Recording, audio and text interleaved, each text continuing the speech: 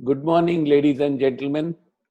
Most welcome to this Sunday morning session 4 of the advanced workshop. Today we have Professor Srikumaran Nair, Professor Harishchandra Kumar, and Professor Valentine Lobo to take us through regression. As all these people have been already introduced to you, I will not come between them and you. Uh, Srikumar sir, please go ahead. The floor is yours. Uh, Okay, thank you very much, sir. I think it's yes, it's still more people have to join, but slowly we cannot waste time. We will start. Okay, this is the last statistics session, or at least no, I don't want to call it a statistics session. It's from my side, probably the last day we're talking. So first thing is thank you all organizers, it's especially Dr. Mohan sir and Dr. Priyamvada who spoke to me at the beginning, and Dr. Aniket and Dr. Valentine Lobo, all of them for such a wonderful session organizing and planning for it. Uh, uh, that is very important. It's because at the end we may not get time to thank you because last at 12 o'clock we will be rushing. Okay. And second is today's session is concerned because last week was it's a really a tough week for me.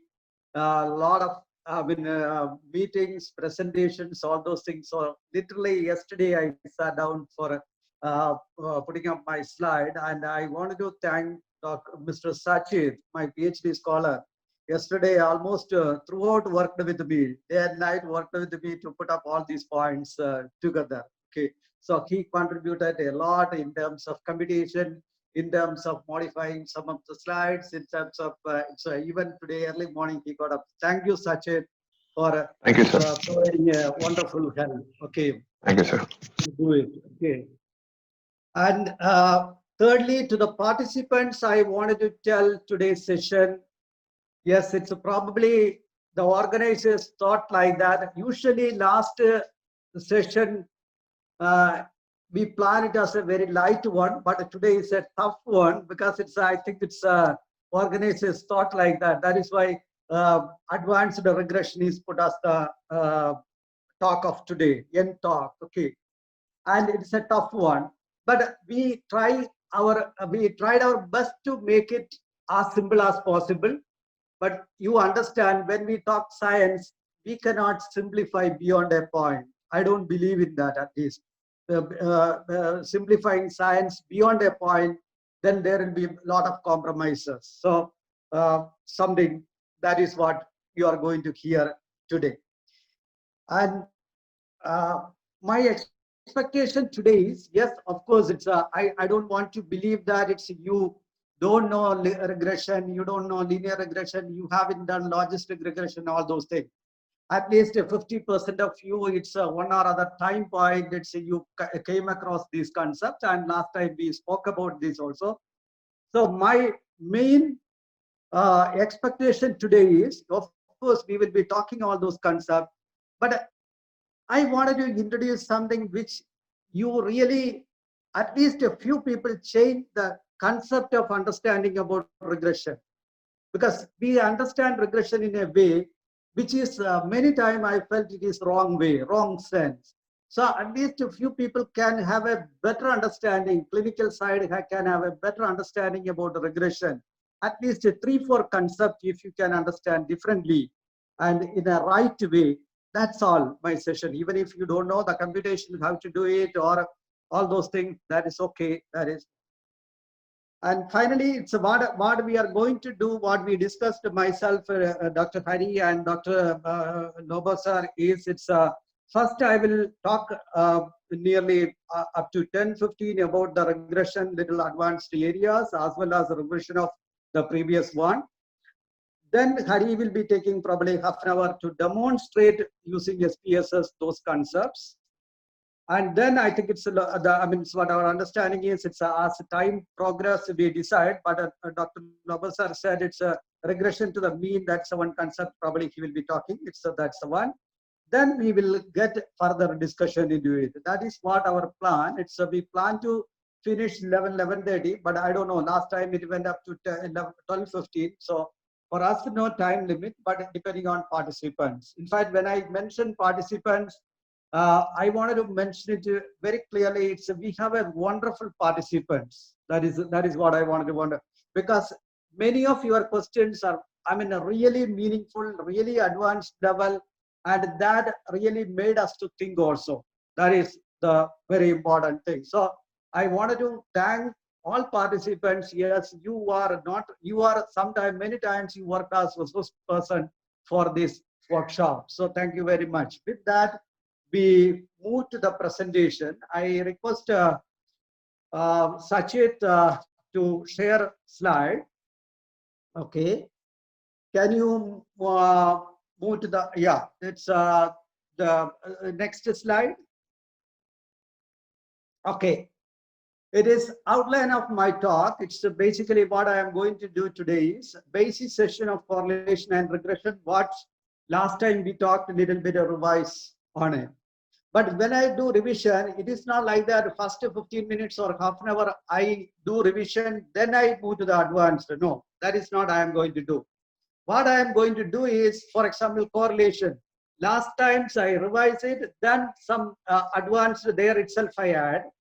Then I move to linear regression. Last time's little bit of revision, and then additional points I add.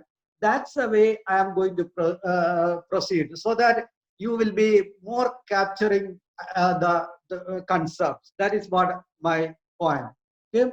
So then interpreting coefficients, the confidence interval, CI. Whenever I use CI, it means confidence interval, and test of significance. Then testing of goodness of it, adequacy of the model. This is another area. It's probably new area come up. Confidence interval of the response variable estimates. This is a literally new thing, and this is the place I expect you to change your understanding, your beliefs. And then fifth one is prediction interval of the response variable. Probably none of you or many of you haven't encountered this concept. We will try to see that also. Then sixth point is residual analysis. Yes, residual analysis. In fact, last session, there was a question about residual analysis also. So we will touch upon it. Then if time permit, we talk a little bit about variable selection procedures and other regression model. I don't expect this time to talk too much, but at least I want to sensitize you. Yes, linear regression and logistic regression, that's the only story. No, that is the beginning, the tip of iceberg. You have many regressions. Okay, so this is overall what I'm going to do today. Maybe next 1 hour 15 minutes or like that. Okay. Can I move to the next slide? Okay, this is, you are familiar with that. This already that paper has been circulated to you, and today's my talk also exactly based on that only. So I don't want all of a sudden to change the concept. Okay. I move to the next slide. These are the variables. That also I don't want to tell anything. Basically, last time we looked at it, albumin and FT3 as the outcome variable, we looked at it, or dependent variable, we looked at it, and then age, albumin, the diabetes status, all are independent variables and or the predictor variable. Okay, so that is why dependent variable, we use the word response variable also. Independent variable, we use the word predictor variables. Okay, so invariably we will be using this terminology. We'll move to the next one. This slide you have seen last time. What is correlation analysis? Yes, it is basically looking at the relationship between variables. It's especially when it is a continuous or at least ordinal. Because when it is categorical variables, it's when you look at it, probably odds ratio is the equivalent one, and chi-square test you look at there.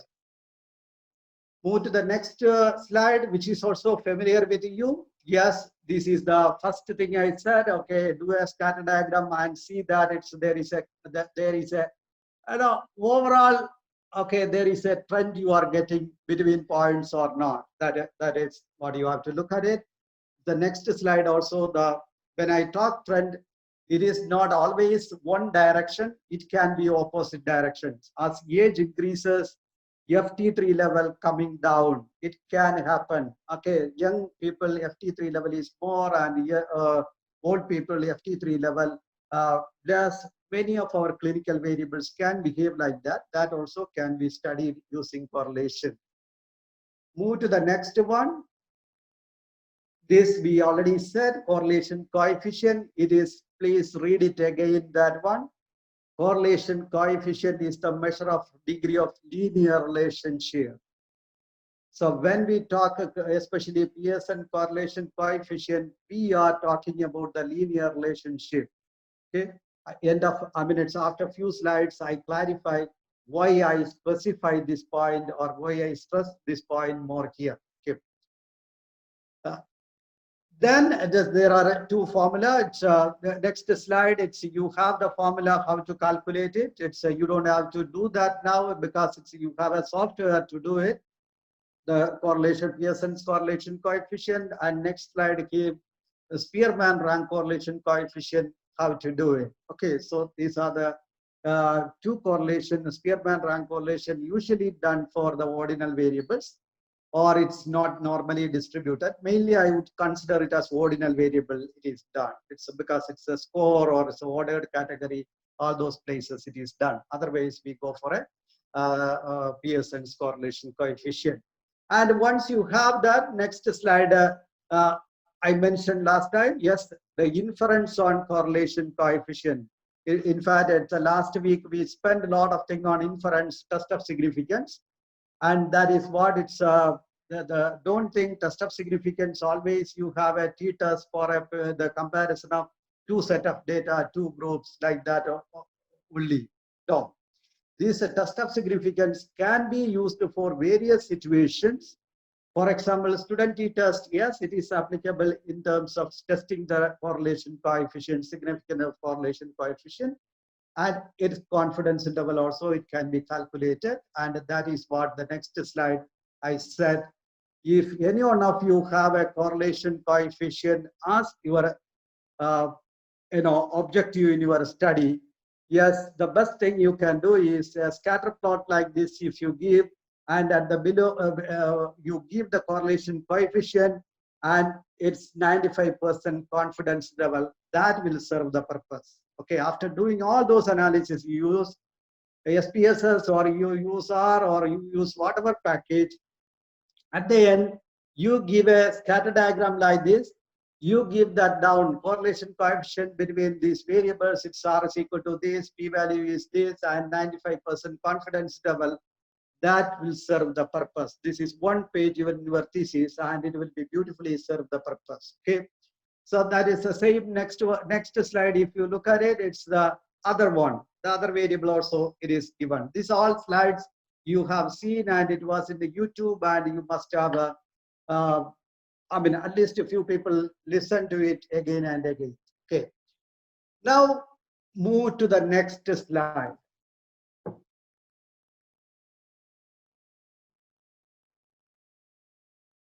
This relatively, it is a new slide, but information, most of the information or all of the information not new, as everything is old, but put it as a table. The summary correlation analysis, if you don't want to put it as a graph, yes, you can give it as a table like this. Correlation coefficient, albumin versus FT3 correlation coefficient is the 95% confidence interval. So when you tell confidence interval, what percentage you have to tell, 95% or 90% or 99%. Don't go with a concept that only 95% confidence interval should be reported or that is only available.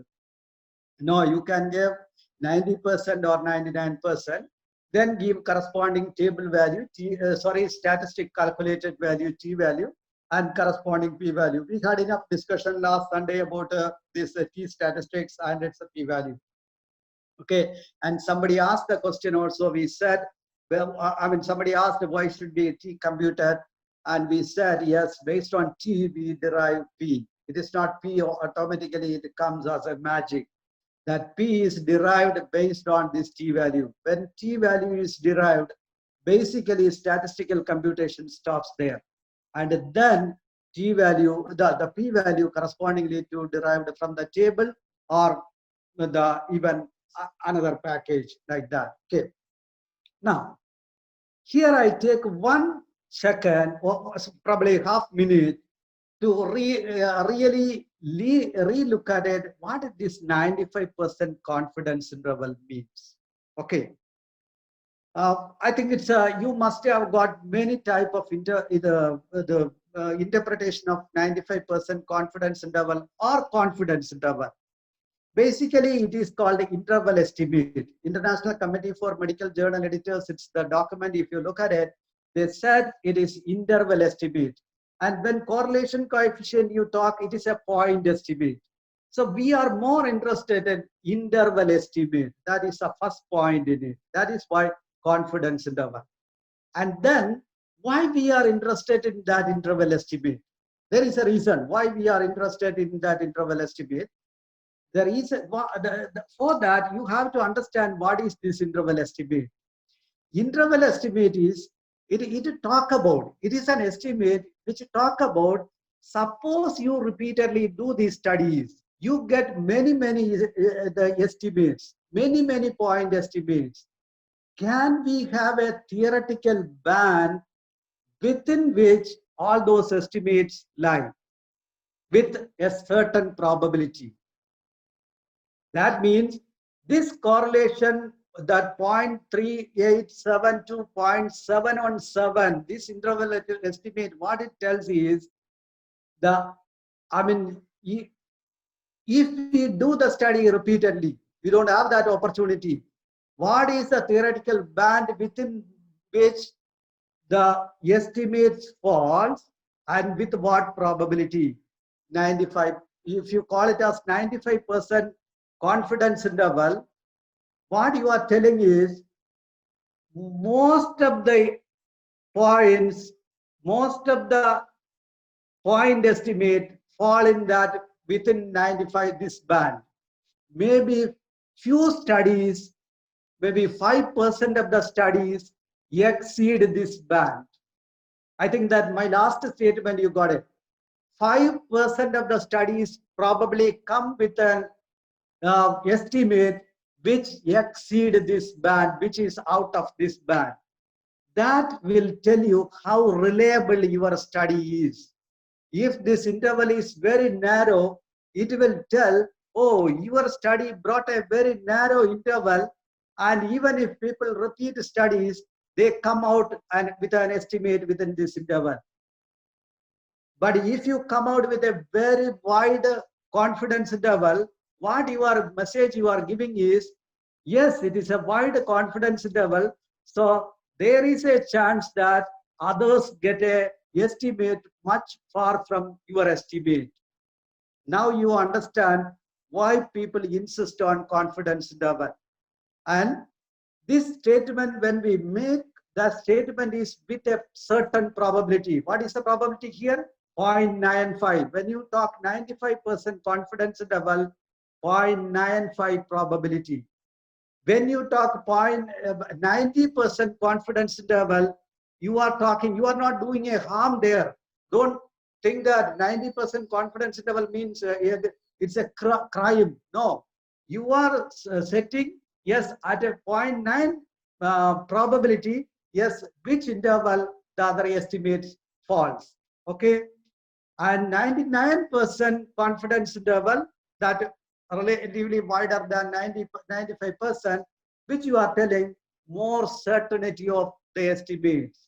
Okay, so here when you talk, that is what, when you talk about confidence interval certainty, this statement I said it is different from area. This is a one place I expect at least a few people should change the understanding of concept of a simple term like confidence interval, which left and right you use it, and many times it is misused. Okay, I think it's I spend enough time on confidence interval, but you can think on that again and again. What is the interpretation of that? Okay, with that I go to the next slide. This I don't have to talk anything because this is a summary of correlation analysis. which talk about correlation coefficient moves from -1 to +1. It is a measure of linear relationship, and it's a sign represent which direction of movement, and the size represent the magnitude of strength. That is, and fourth point is correlation coefficient is sensitive to sample size. This is a very, very important point. Even if you have a large sample size, even few observations in that can make your the correlation coefficient move totally different from without those observations. That is a place sensitivity analysis with correlation coefficient comes. And however, you present, there is a test of significance, and the statistical test is available. And sometimes you find, I used the t-test here, sometimes you find a log 1 plus r by 1 minus r based on that and divided by standard error of that formula it's been used. There are two formulas in place. It's to test of significance. Don't think that it's wrong. Okay.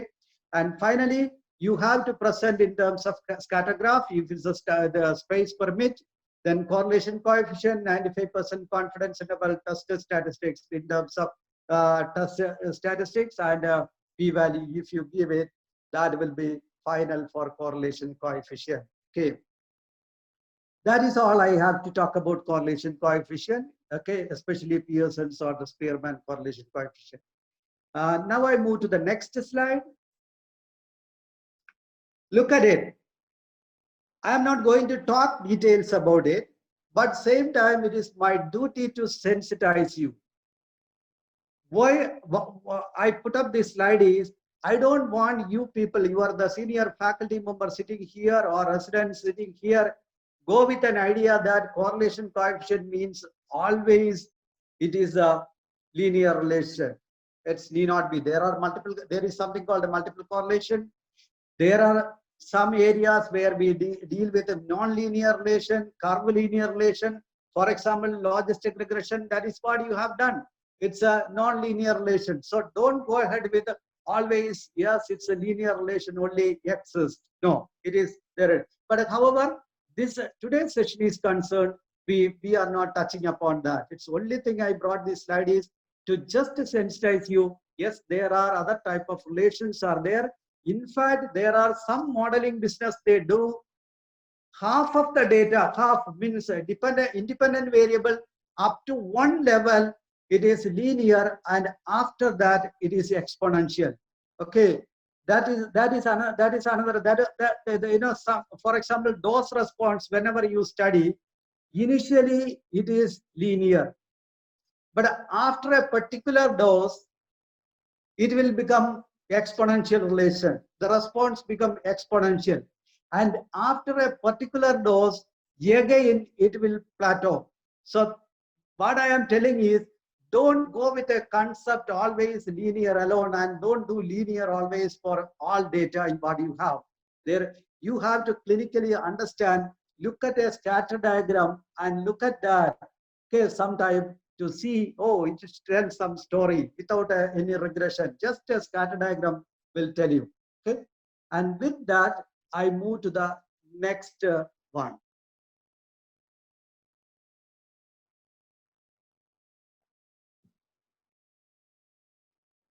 This is a simple linear regression. Okay, this is an area today I spend little more time, like last time, because the point is this: if simple linear regression, all advanced concept, if I can make it very clear to you, then automatically the other areas I can rush through it. So this area I spend little more time, and this the graph, it's you have seen. Basically, from the previous ones, the scatter diagram, you got an additional line here. That is what simple linear regression.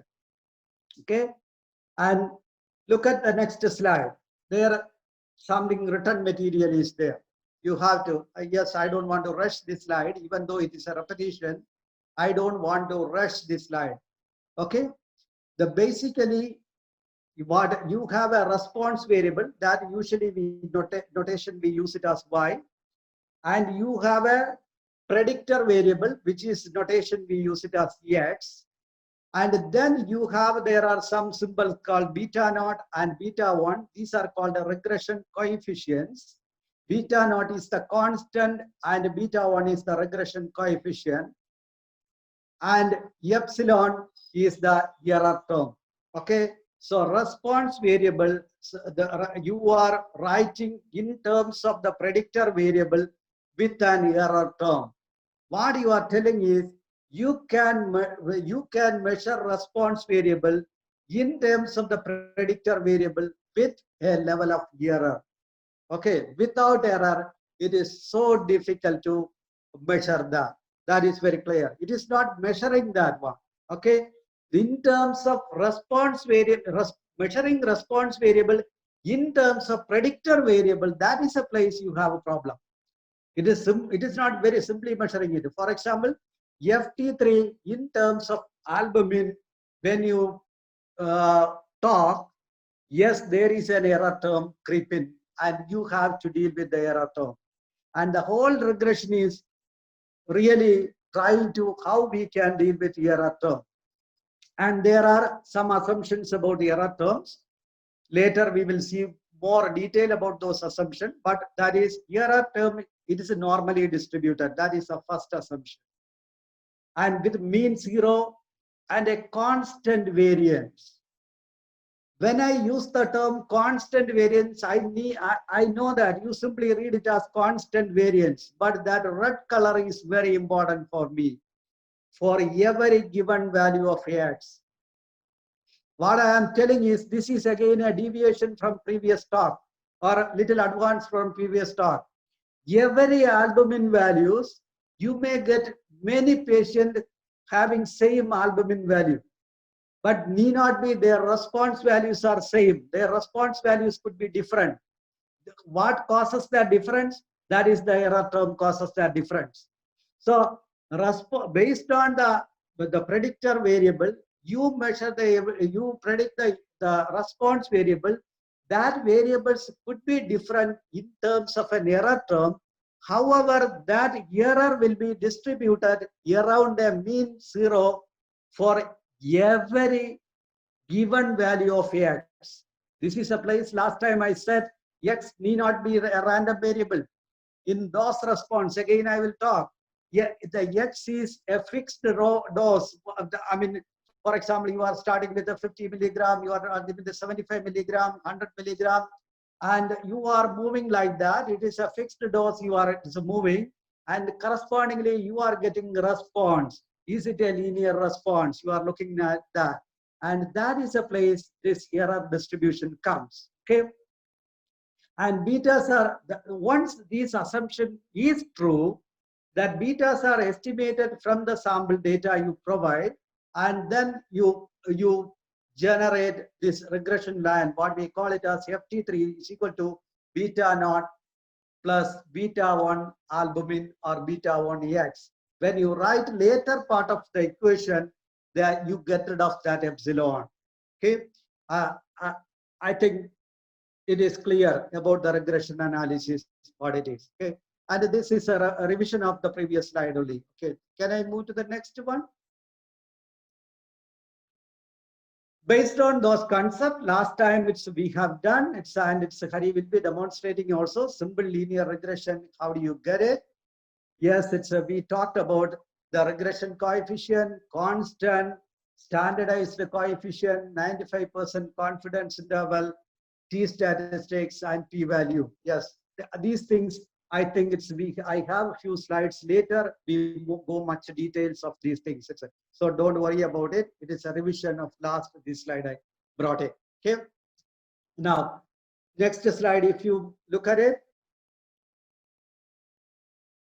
coefficient of regression, this is a formula. I said you don't have to bother about it. It is because it's you use a package, you get the regression coefficient, you get the t value, and based on, in fact, it's the package will give the p value also. You don't have to calculate, sit and calculate the p value. Package will give you p value also, so you can directly get everything. But you have to understand there is a statistics involved in it.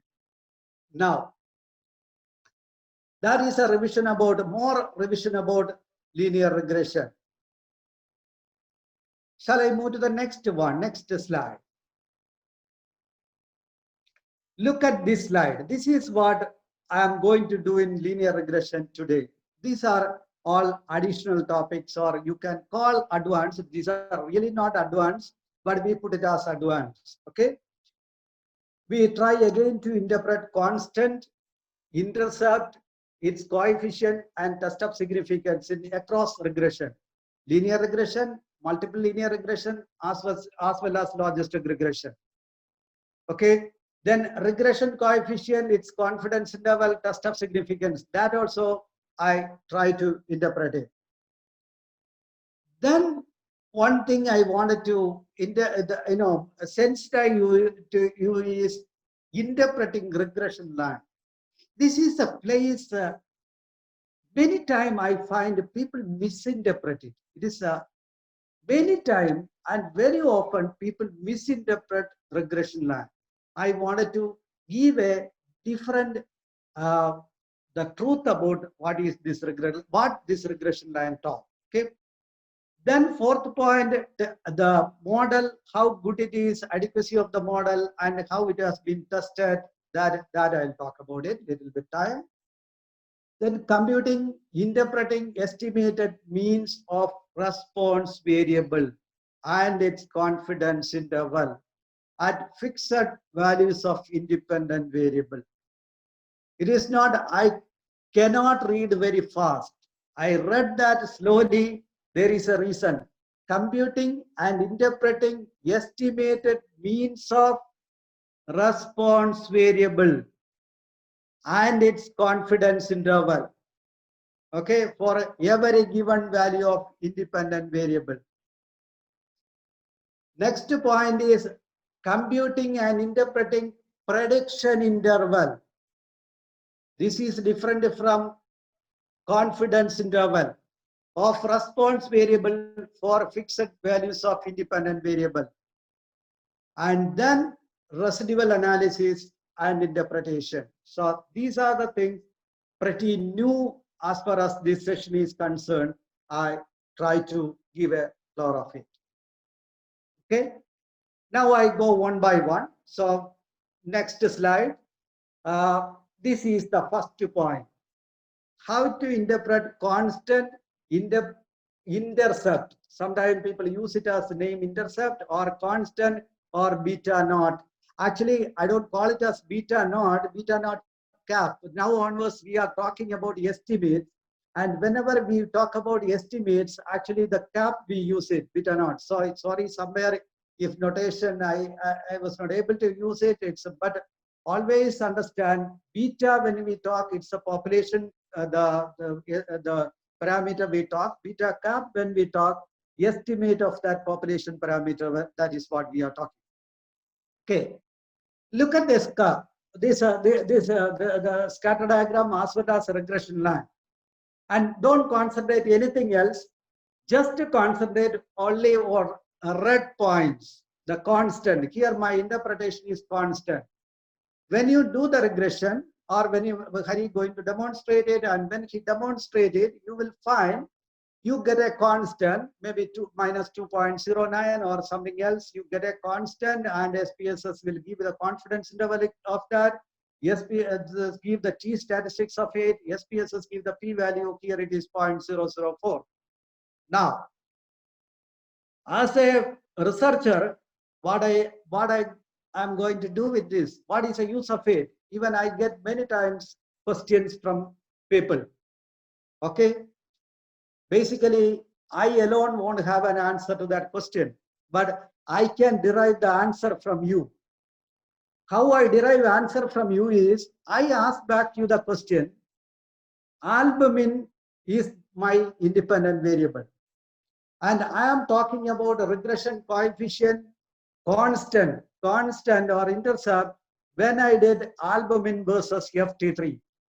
So I ask you back the question, nephrologist, you have to answer, yes, albumin value 0 means what for you?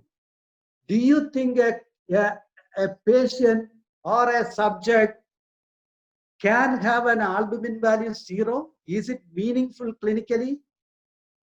And if your answer is yes, this constant has got a meaning in terms of interpretation. In terms of interpretation. Suppose you think albumin 0 doesn't mean anything in our clinical domain, albumin has to be at least 0.5 or 0.6 or 0.7 or 1, something like that. It cannot be 0. Then this constant, it is intercept, its confidence interval, it is the t statistics and p-value, you can ignore. Ignore in terms of interpretation. I am not telling you to delete it. It is required for the model, but it is not required for interpreting as a coefficient as such. So please, distinction is very important. It is important, it is required to substitute in the model, but you don't have to work with that confidence interval, t-value, p-value, all those things of constant, unless that albumin 0 or near to 0, there is a meaning. In case there is a meaning, then you have to interpret these things. So I think it's I made it my point very clear. Okay. So model you require this constant, but interpretation very often you don't require it. Okay. So it is a projected mean of the response variable at independent variable 0. When independent variable 0, what would be the mean of the response variable? What would be the mean of the response variable? That is what it is giving. Okay, that is important for the model, but which is not that important for the interpretation unless you have the condition what I said. I think it's I made it. Okay, then can I next one, next point, next slide. Now, how to interpret the regression coefficient?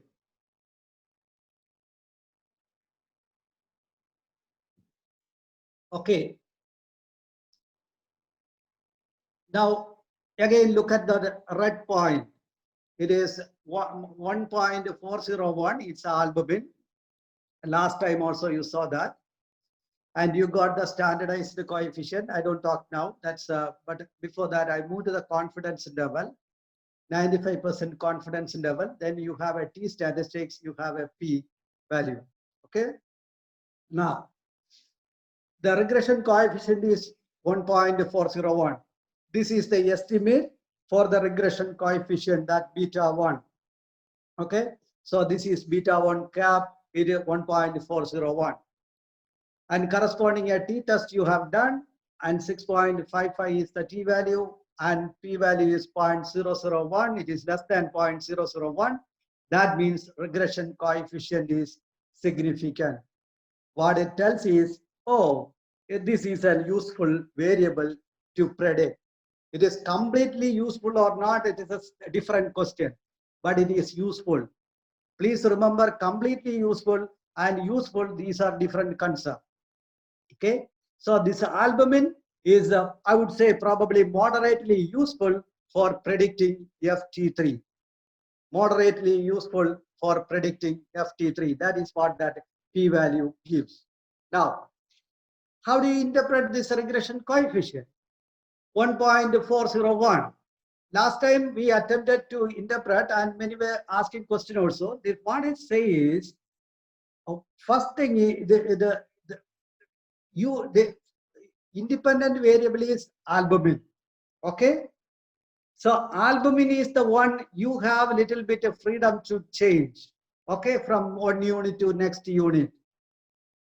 And what this regression coefficient tells is, for unit change of albumin, whatever unit it is measured, the change in the average of response variable is 1.4. Please understand, change in the average of response variable, change in the mean of response variable. But I am using mean, I am not simply telling change in the response variable. Change in the mean of response variable. Why I use that change in mean of response variable? That is a way you relate it with that error terms, epsilons. Change in the mean of response variable is 1.4. I think it's a little later you will understand further about that. That means the message is unit change in the independent variable or predictor variable.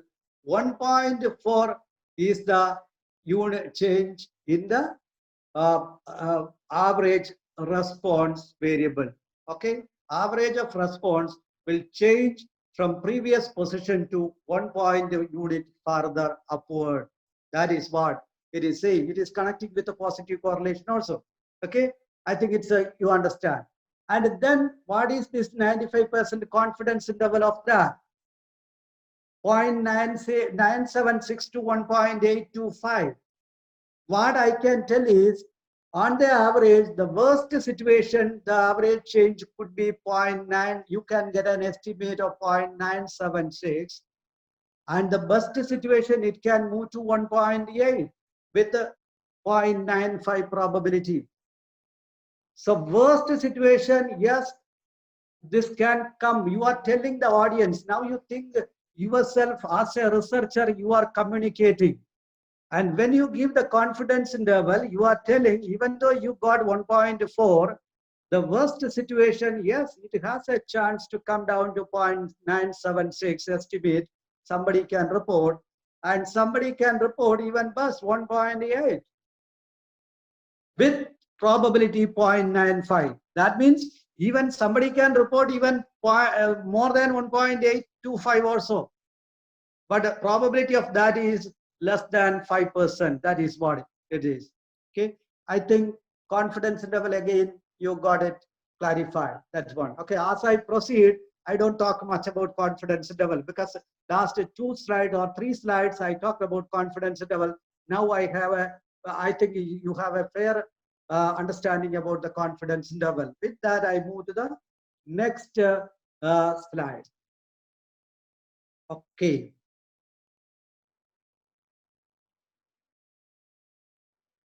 Yes. You look at this slide, you may be wondering why, what is nonsense? I brought this slide in place. How to interpret regression line? Simple reason is, this is a place I find people misinterpret it. Okay. Now you have the scatter diagram, you have regression line you have drawn, and the constant you have, albumin, that regression coefficient you have, everything you have, and it is there. The line is there, equation of the line is there, minus 2.09 plus 1.401 into albumin. And here I did not put epsilon. Please understand, because I am writing about that straight line, so I don't want epsilon here. Okay, I got the straight line. Now my duty is to sensitize you what is straight line for everything. For example, that straight line x-axis, you take albumin values. For example, 2. There is, I think, 2.5. That is the first value you have. Okay. Corresponding to that, there is a point in the regression line. You see, though all your observed values are scattered around. Now I am not talking about your scattered those observed values. I am talking about that straight line only. You just look at it like Arjuna looked at it, look at that straight line only. Corresponding to that 2.5, you can fix a point in that straight line. What is it? That is the interpretation I am going to take. That is the mean.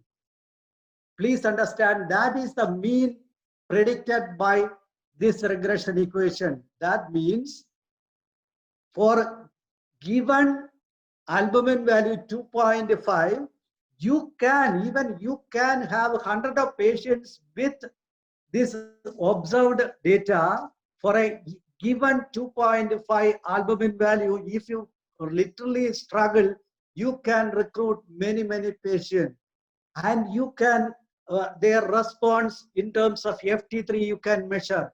So you get maybe 50 FT3 values corresponding to 2.5. You don't have that here, but theoretically you can get it. And you can, once you have that 50 FT3 values, you can have mean of that. Okay. And one that mean of that, this point what I said is an estimate of that mean. I don't know, you changed your understanding or not, because linear regression earlier you thought very simple, okay, drawing a line, but under that the concept is very important. That means for every given point of x, 2.5 is the point. For that point, you can have many a sample of FT3 values. And once you have a set of FT3 values, it can have a distribution. And that distribution can have a mean. And that mean can have an estimate. That estimate is the central point in that straight line. Now you can keep on changing 2.5 to 2.6, 2.7, 2.8, 2.9, 3, 3.1. Albumin value you keep on change, and corresponding you substitute in that equation minus 2.09 plus 1.401 into albumin value. What you get is two different means you get it. Okay, you get different means, and all those means put together it form a straight line. That is what linear regression means. I think I tried my best to change the concept, that give you the true concept of linear regression. So it is not simply drawing a straight line. Please understand. Okay, there is a conceptual. That means each point of given albumin value, yes, there is a distribution, and the mean of that, all those means get into a straight line. Even if the whole data won't form a straight line, but all those mean form a straight line, and the data distribute around that straight line. Okay, and that is what linear regression. I think you understood that interpretation of regression line. So please think about again and again. This is a different, and clinicians should understand this. Statistician understand or not, different concept. They have to understand. But a clinician, once you understand this concept, you will be in a better position to interpret it. Okay, that is very important. It's how do you interpret it? Okay, that is what regression line. How do you interpret? And a little later we come to this point, and we have some computation based on this also. That time you get more clarity on this thing. Okay, so these are the three concepts I wanted to tell. Now I move to the next one. Okay, next one is adequacy of the model. How do you see the adequacy?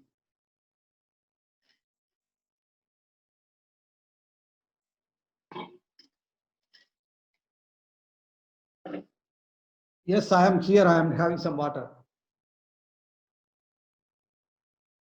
Okay.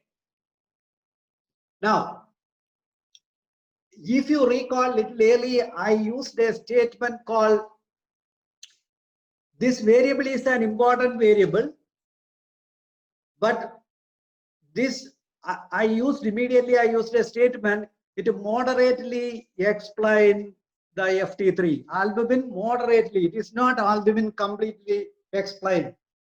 Okay, so when I used to moderately explain, what it means. Okay, when I use that term, moderately means, or how much it explains, how much this albumin explain about FT3, I have to calculate. And what I do is, don't worry about that equation on the screen. Don't worry. Just listen to my concept, what I am telling. That a response variable has got a total variation in the response variable. And your question in the linear regression is, how much of that variation, this variable you measured, albumin, independent variable, able to explain? Okay, how much of the variation your independent variable able to explain? That means you take the total variation of response variable in the denominator, and how much the your regression coefficient able to explain in the put it in the numerator and take the ratio. It is a simple thing. How to calculate that, you don't have to worry. That SPSS or some other package will give it. But overall, your regression coefficient, how much you can explain in the numerator, and total variation in the denominator, and just like a odds ratio, what you do, you take the ratio, and this ratio maximum can be 1. It cannot be more than 1, because total variation in the denominator, that blue colored one, total variation in the denominator and explained variability in the numerator. So explained variability can go maximum up to total variability. It cannot exceed total variability. If it go a maximum up to total variability, means your variable 100% explain the response variable. But that is only imagination, never it happens in life. Okay, then calculate this ratio, and usually people express this ratio in terms of percentage. You get it as a decimal, a number in between 0 and 1, and you usually write it as percentage into 100%. Okay, and there is a formula, and you can calculate confidence interval also there. I don't want to explain again what is this confidence interval, all those things, but you can use the confidence interval also. So R square is the coefficient of determination. Now, so that blue colored explained variability divided by total variability is the coefficient of determination. But when we do the computation, when we derive, when actually you sit down and derive that formula coincides with the square of correlation coefficient. That is why R square is taken as the coefficient of determination. Otherwise, in the real terms, R square is explained variability divided by total variability. Okay, that is what R square. And this explains what level, yes, your model can explain. I mean, it's a 30% or 40% or 50%, 60%, 70%, 80%, which talk about adequacy of the model. Okay, 30% if you can, for example, next slide, if you go and see, R square is calculated there. Okay, it is 30.304. That means 30%. What it means? That means this one variable is an important variable, but it can explain only 30% of the variation in the response variable. That means probably you have to hunt for some other variables also. This one variable won't explain everything, but doesn't mean you have to discard this variable. With this, probably you have to add 1, 2, 3 additional variables and get it done. Okay, and R square keep on improving, and sometimes we don't know if the relation is the other way. It may go down also. Some, I don't know. It's how it explains. Sometimes the data will play havoc. Okay, but overall, this is what R square. So when you look at the model, the first point is R square, and second is it's yes, there is a test of significance. F statistics you are seeing in the first table there that tell yes how regression significant and corresponding a p-value, all those things you get it. Okay, this is model adequacy. Okay, now with this I move to next 2 slides are there. Yes, you have to be a little more careful in here. Just read the title of it, confidence interval for mean responses. Okay, that now I recall your knowledge about the regression line, what it is telling. It is telling mean responses. It gives a response mean. Okay, again, here there is a formula. Forget about that. You don't have to bother about that. Okay, there is a way to calculate it, and it will be coming. Actually, these things are only you look at title, confidence intervals for mean responses. I said for every value of X, every fixed value of X, there is a mean response. That is what that straight line point in that straight line gives. and that is the estimate. Now, can we have a confidence interval of that? I can explain with that. Move to the next slide. Look at this. This is the same slide previously I taught. For 2.5, there is a point in the straight line that is a estimate, mean estimate of the response variable. And once you have a mean estimate, can you have a confidence interval for that mean? It's basically that point you are giving a confidence interval. Yes, using previous formula, you can calculate that confidence interval. Not only one point, from 2.5 to 4, 2.5, 2.6, up to 4, whichever values, you can calculate confidence interval.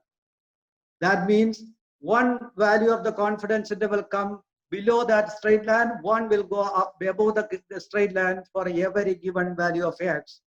That means you can build up a confidence interval, confidence band, I would say.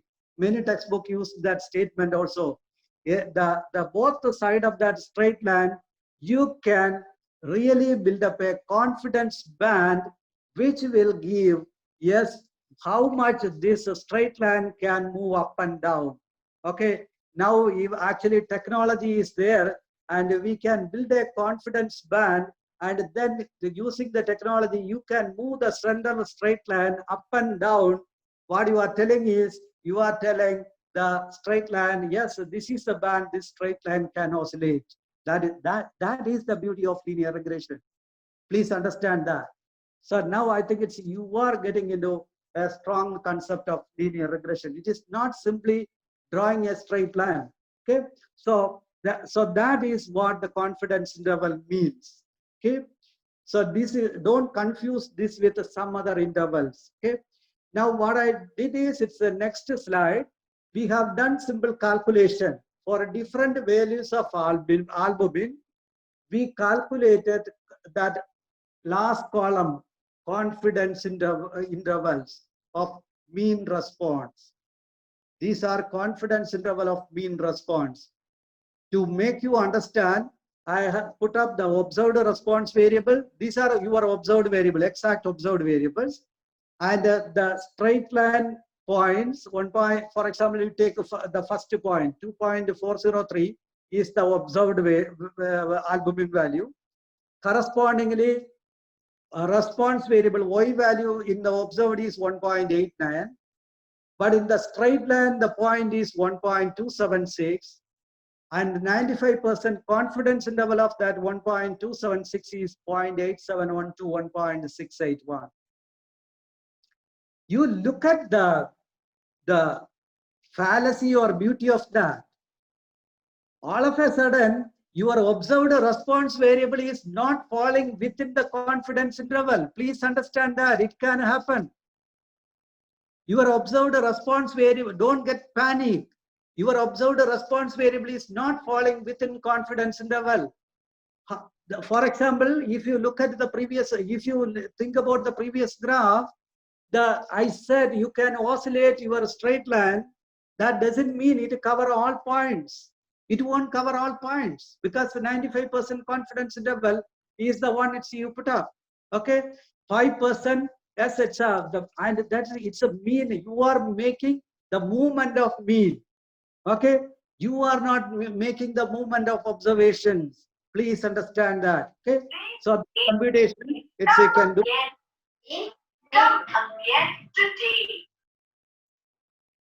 Okay, am I audible? Some. Yes, sir. Yes, sir. Please Yes, continue. sir, you are. Yeah, because I heard somebody is talking something else. That is why. That's it. Okay. Okay. So this is an important concept. I think it's probably many of you must probably not heard about it. Okay. Now with this, I will move to the next one, next slide. Okay. This is again an interval I am talking. It is, I name it as prediction interval. When I use the word prediction interval, I know all of you are sitting there, it's a clinician.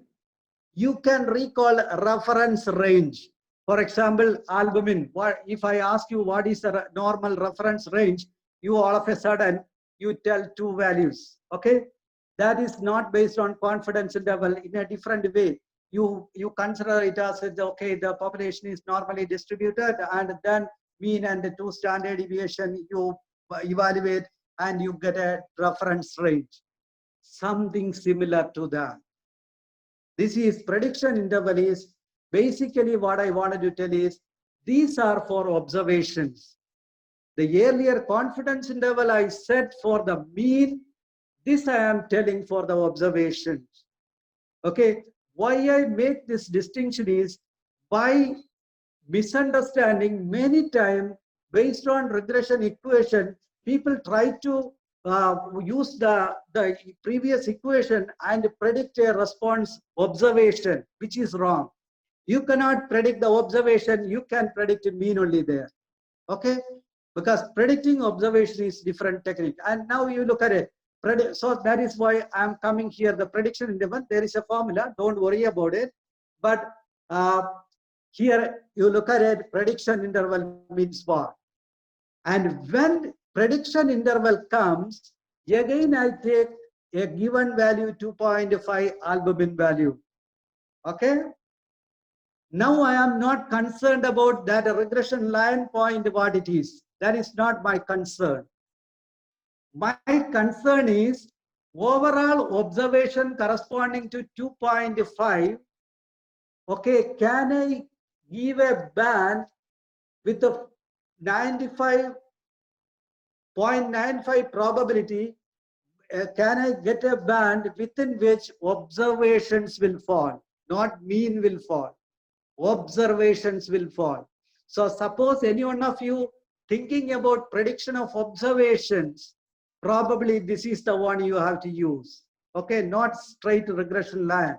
Okay, prediction interval you have to use with a certain probability for any given value of albumin, you get the possible band for observation. Okay, across the range of the albumin values you get, and I'm sure there is a that already that slide is there. You look at that prediction interval for response, some observations, and look at that red color one. First three things are same. Okay, because I wanted you to look at that way. And then the last one is you look at 2.403, correspondingly 95% prediction interval is minus 0.711 to 3.263. Minus doesn't mean much thing, but otherwise it is a wider range. When you talk of, so that is exactly happened with when you deal with the reference range. When you talk reference range, it is again a wide one. When you talk about confidence interval, it is more narrow one for the same data. Similar to that, here also for each the response variable for a given predictor point, fixed value of predictor variable, when you talk the prediction interval, it is more a wider range. And not only that, yes, two different points I wanted to make sure here. If you look at it, this will be available in YouTube again, so you can look at it again and again. And what it tells is, it's when it is very periphery of X values, the intervals are more wide. When it becomes more close to the mean of X values or albumin, somewhere it's a 3 and things like that, yes, you find more or 2.5 like that, the 3.5, that area, you find this more narrow interval. That means that is something like this band, it is more a concave type of band it will build up. Okay, one can, if you have some time, you can work on it. It's okay, it will build up. Anyway, I don't know, I'm going too tough, but that is what I was told. It is a little strong, that concept has to be brought up to you. Okay, so I move to the next slide to get, this is nothing, both I got together and you can make a comparison. Okay. So I know that it's when I brought confidence level and prediction interval, these are new concepts, but it's a little stronger. But you have to understand this so that your interpretation of the clinical parameters will be much better, much the proper way it will be interpreted. Okay. I think it's from that is I don't want to spend more time on that also because there are a couple of other concepts we have to finish it. Move to the next slide, please. This is last part of this linear regression residual analysis. Okay, residue is that epsilon, what you said, that is what E or epsilon, you call it as estimate, and it's the observed value. That means that a straight line, when you look at it, that straight line, it's from each observation, there is a difference. Okay, observed value and a straight line mean y bar, y cap, that is the mean, and each observed value, there is a difference, and that is the error term. And basic assumption is this error follows normal distribution. They follow normal distribution, independent. Each error term is independently distributed normally with a constant variance. And if it is not satisfied with this, linear regression is not valid. So one has to look at it. It is normally distributed, and it is normally distributed around mean 0, because error terms add up together as 0, around 0, and then it's a constant variance. Constant variance, when I talk, all values are albumin, it will be having the same variance. That is all. That is a check. You have to do it. Luckily, the software package give all those checks. Okay. Shall I move to the next one? And there are some terms, don't get too much worry about this. I will, the next 2 slides, it will show you how it is. But basically, you have to look at the linearity, it is there or not. Yeah, a test of homogeneity. Even yesterday, the last time, Hari also talked the test of homogeneity of variance in analysis of variance. Similar to that, homogeneity of variance here also. Variances are equal across the points or not. Okay, and residuals. Okay, normality of residuals you have to check it. Okay, and one is it's a using plot, and there is a test of significance also. So look at this is a. Usually it is a residual plot. There are 2-3 type of residual plot you will find in the software. One of the thing is, one simple one is against the albumin values or the predictor variable, unstandardized residuals, you can plot it. Unstandardized residuals means you get it. It's in the SPSS itself. It will give. That is what earlier I explained, and it should be horizontal. This should be horizontal, that is one. And secondly, around that 0, it should be distributed. That straight line is 0. Around 0, it should be distributed. It won't be exactly around 0, but fairly it will be distributed around 0. And thirdly, yes, the width of that band, in the sense overall you look at there, it's overall that distribution is having the same band. That means any given point of albumin, it is fixed, the variance is constant. It is not initially there is a narrow one, later wide, and later narrow, like that. Overall, they are approximately the same band it is moving. So this actually, once you look at this, it will talk about everything. It will talk about the error terms distributed around means, it's the variances of equal, all those things, constant variance, linearity, everything it talk about it. Okay, and then it's if time permits, Hari will be demonstrating this. I don't know how much time he get for that, because half an hour he has to do so many things. Then okay, so normality test also it can be done. So, but what I am telling is these points it can be done. Okay, now next graph. Yeah, this is about the normality point, what I said. Yes, normality can be done. It will be described. Okay, I think linear regression, simple linear regression, I stopped here, and major part of my talk I stopped here, because next few slides quickly I move because this is over, then remaining it is much easy. Okay, because these concepts so far what I talked, that thing only repeated, irrespective of it is a multiple linear regression or even logistic regression. Probably change, test will change in the logistic regression. Okay, so that is the thing. Okay, can I move to the next slide, please?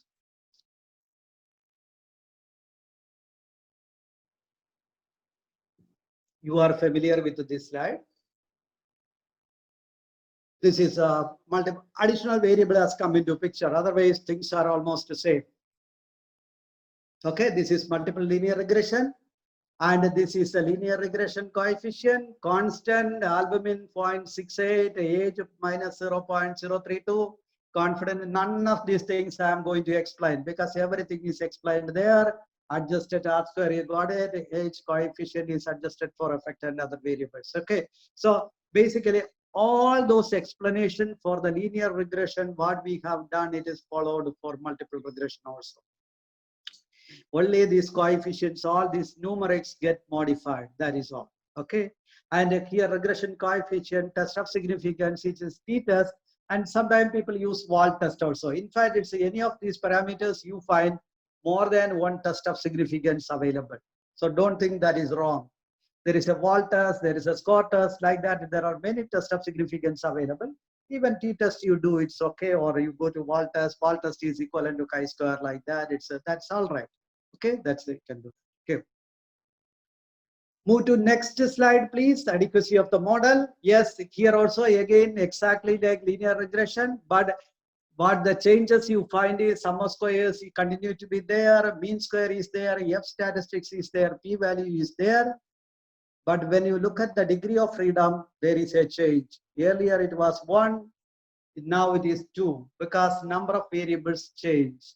Okay, variable change, you have 3 variables, so that -1, that is the 2 degrees of freedom. That is what it happens there. Okay, then you have residual sum of square, error sum of squares, and regression sum of squares, total sum of squares, all those things.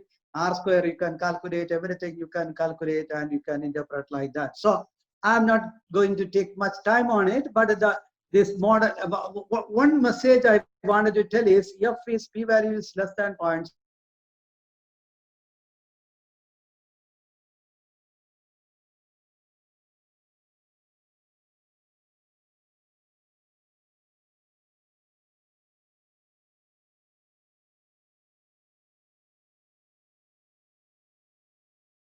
Other more variables have to explain this to make it as further. That I think it's at the end. There is a slide. If I get the time, we will discuss about that. Okay, here move to next slide, please. Here also, yes, what you can do is the similar to that. You can calculate confidence interval for mean response. I don't have to explain here more. But here only thing is additional variables came into picture. Otherwise, meaning continue to be there, same. And when we have 3 or 4 variables, we cannot draw that straight line because no more it is a 2-dimensional one. So drawing that, maybe it's a difficult thing. 3-dimension probably you can make it, but after that it may be difficult. But otherwise, computation, no issue. We can do the computation. Okay. Similar to that, next slide, if you go that, prediction interval also you can work it out. So prediction interval and confidence interval, these are new entities coming up here. Okay, and of course residual analysis, all those things will continue to. Okay, and next slide, comparison of these two things. Okay, so this is for the completion of slide purpose, I kept it there. But whenever you get time, whenever you view YouTube again and again, you can look at it and see if you don't get bored. Okay, this one. And then non-linearity can be tested, and homogeneity of variance or covariance matrix, you can test it, all those things. I don't touch upon those things. But what I am telling you is in the simple linear regression, whatever analysis you have done for the model, it can be done in the multiple regression also exactly same. You can do it. Okay. And next slide, please. Normality you can test. So all these things it can be done in this. Okay. Next one, please. It's as a brief summary of things.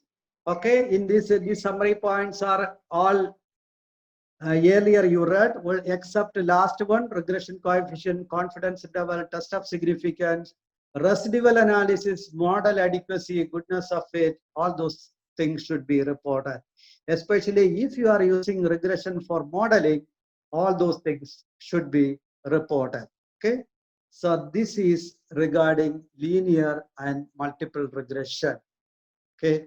I think another 5 minutes, it's probably I take for logistic regression, and that is the time it's I'll hand over to Hari. Okay, go to next one, please. I think still you people are Hari asked, it's alive, why you are there. Okay. Okay, binary logistic regression. But the thing is, I took more time on linear regression. Once the concept you got it, the same concept follow here. Only thing is formula will change, equations will change, model will change, all those things will change. But the fundamental concept continue to be same. In fact, in terms of many other regression we don't talk today, there also this concept continue to be same, because linear regression is the building model. So move to the next, the situation of a logistic regression. You know that. I don't have to spend time. Next one, you look at it. Next slide. Okay, this also you know that the model will change. P you calculate, and then the next slide. I said I spent enough time last time for P1 and 1 minus P1, all those things, and finally you get odds ratio. Get to the next slide. Yeah, that odds ratio. And e to the power of beta 1 is the odds ratio here. In fact, I remember last time it's I said it's many of you with the odds ratio you stop, but at least 2 more slides you have to go to stop your report, especially people who are studying risk factor profile or prognostic factors like that. You wanted to identify the factors, and it's a tested significance and confidence interval. Go to the next slide, please. There is a t-value to t-test or even Wald test. It's to test the significance or regression coefficient. Then next one, it's please. It's a next. You can get the confidence interval of it also. Everything. Okay. So what you have is like linear regression or multiple linear regression. You have regression coefficient, you have a constant, you have odds ratio, you know how to convert, you have confidence interval, you have a test significance p-value. Okay. So how to interpret this beta regression coefficient? Actually, regression coefficient, it talk about again the same way. Logit is the regression. Okay, anyway, I don't touch upon that. That will confuse you further. So I don't know. So basically what it is telling is unit change in the predictor variable. That unit change in the sense it's a when it's a categorical variable, change one position, one category to another category, what amount of risk is changing, what odds of change it is happening. That is what the odds ratio interpretation that you know. I think it's many people it's spend enough time to interpreting that odds ratios and regression coefficient. Okay. So basically what I am telling is in today's session, it's wanted to tell you more about how to use this model and interpret and see that this model is adequate or not, and what are the tests we do. Okay. So what I do is simple logistic regression as well as next I bring in the multiple logistic regression both together. Then after that, I talk about the goodness of it as well as its residual analysis, those concepts into it. Okay, because more or less it's a simple logistic regression or multiple logistic regression. It continue to be same. Even test of significance, all those things continue to be same. Okay, so that is why it's I explain both together. Okay, can I move to the next slide, please? Yeah. This also, I think it's the last time I spent a lot of time on cautioning you about a reference category. In fact, I said if you change the reference category, there is definitely your odds ratios get changed, regression coefficient get changed, all those things. Okay, so be very careful about reference category fixing. In fact, if you use the package, you have to fix it. I think it's a hurry will be little bit, but you cannot get enough time to explain everything because we usually use 2 hours, 3 hours to describe it on using the package to all those things. But please remember reference category. Normally you wanted to take it as a reference category or hypothyroidism or hypoalbuminuria. You wanted to take it as reference category. That is very, very important. Okay. So based on that, the odds ratio will change, regression coefficient will change, your model will change, everything will change. Okay. So that is a decision you have to make. Okay. Now,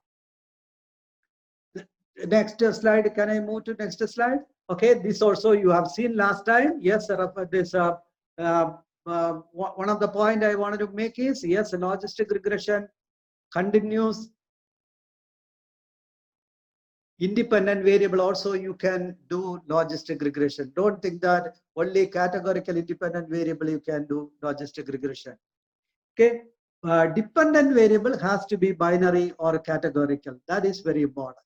But the rest of the other independent variable, no restriction, anything you can use it, and that is how the next slide. If you go the multiple logistic regression model, which you have seen also earlier last time.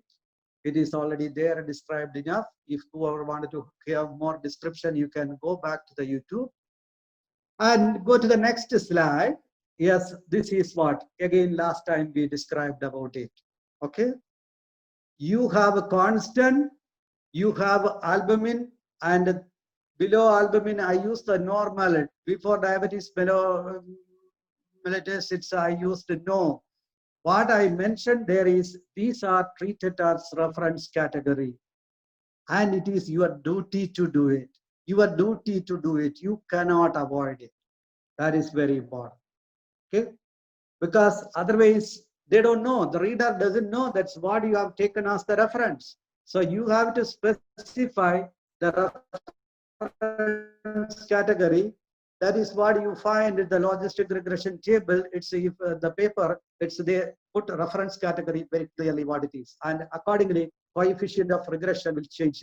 And then this regression coefficient, it's you substitute in the model, and model also again predicting the probability of not one observation, please, the probability of average proportion. Just like a confidence interval of mean and confidence interval of rough zone observation, same concept you can, I'm not going to talk those concepts, but same concept you can bring it here also. Average proportion as well as observation, you can talk about it. Okay, so whatever we talk there in the linear regression, you can talk here also. But mostly you end up with this slide. I think it's at least 80% of the people who are doing logistic regression end up with this slide, talk coefficient, odds ratio, 95% confidence interval, then Walden statistics, which will tell us how good Walden statistics will tell how good each variable is in the model. That's all. It won't tell the whole model is good or not. This model is this variable is how important it is in the model. For example, albumin, yes, it is important, it is not important. Now clinically you can decide. Diabetes mellitus not important. Age is very, very important. Okay, so that is what it's happening. You can get it. So these variables are important, it will tell, but this completely describe FT3 or not, it won't tell. The status of the hypothyroidism, it completely describe or not, it won't tell.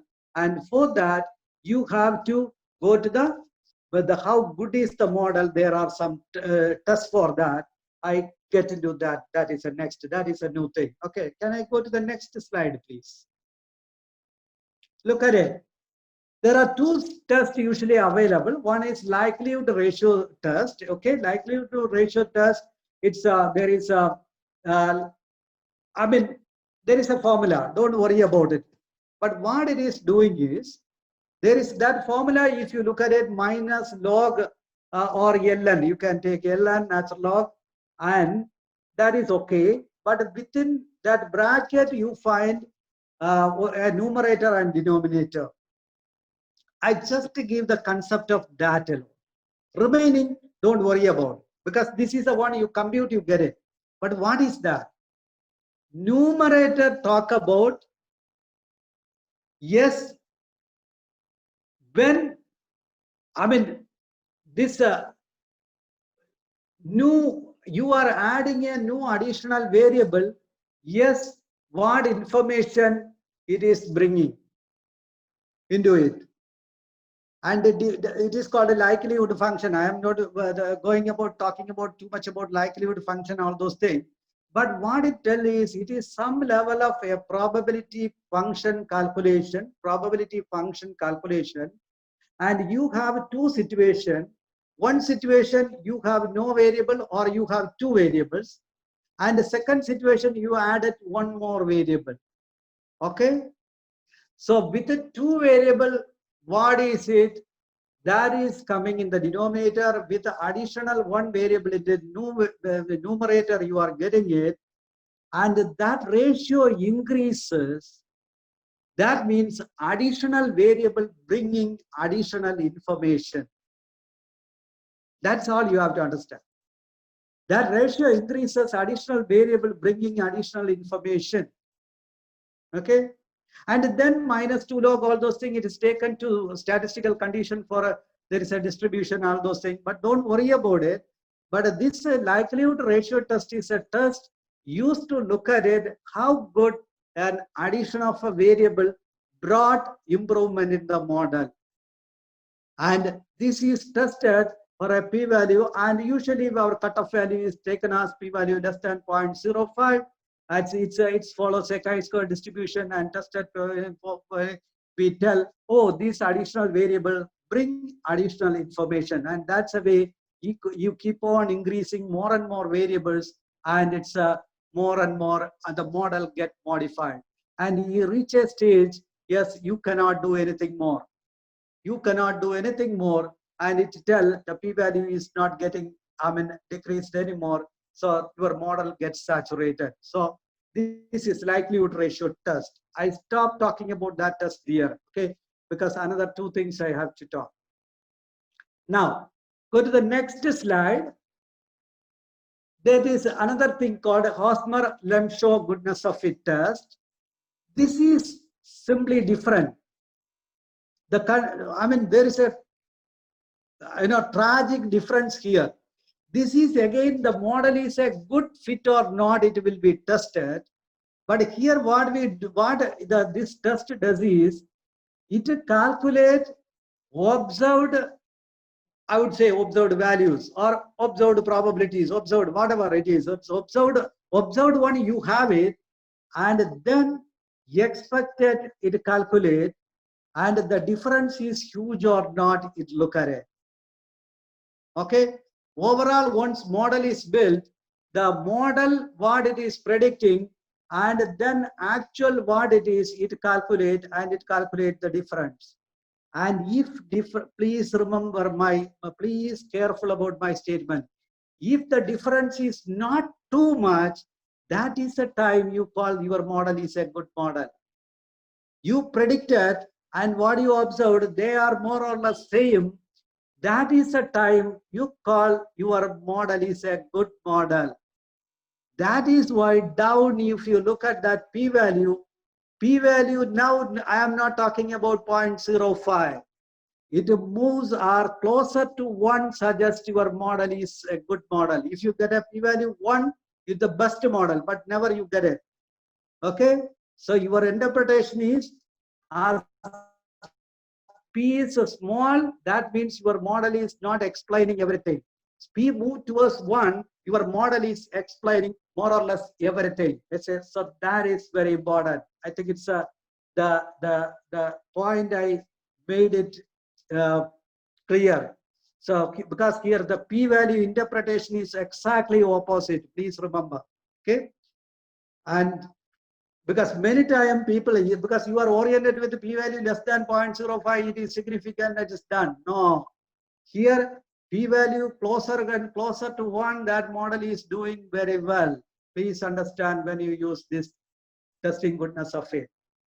Okay, with that, I move to the next. I think I came almost to end of my talk. Even during variables, discussion time, we can talk about it. Yes, we talked about the models. We talked about how you look at the model is a good model or not, like that. But when you start working with the packages, you have to, before you start package, you have to do few things, and after the package, within the package, you have to do few things. Okay. First 2 points in this slide, before package, you have to sit down and do clinical importance of variables. Some variable need not be significant in statistically. I remember the Madam Khanna last time it's talked about that. It need not be statistically significant. But clinically it is important, and you wanted to force that model into the force that variable into the model. You can do that.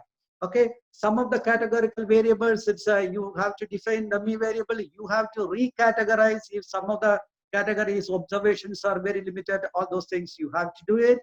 Then you have to decide. You can do run a program and see that if it is significant. That is what many times you write it. You do an univariate analysis and see that p-value is for the less than 0.05. If univariate analysis found to be significant, then we use it in a multivariate. And usually we don't, that time we don't take 5% level. Usually at least 10% level or 15% level we take it, because we don't know borderline what happens in multivariate. Okay, so that is what I'm telling is you can use a statistical criteria for selection of variables. Then within the package itself, you have something called a stepwise forward, stepwise backward selection. All those things you can do it. These are all for various strategies for various variable selection. You can do it. And if somebody is really doing it, we can have a personal discussion with those things and do it, because this is a huge area. Okay. Now, at the end, when you come the model building strategies, yes, it's you can, based on the build to model, you can make a classification table, and you can do a sensitivity analysis and ROC, receiver operator characteristics function analysis. You can calculate sensitivity, specificity, all those things, and ROC curve you can make it. You can analyze, and you can see that it's how good it is, your model.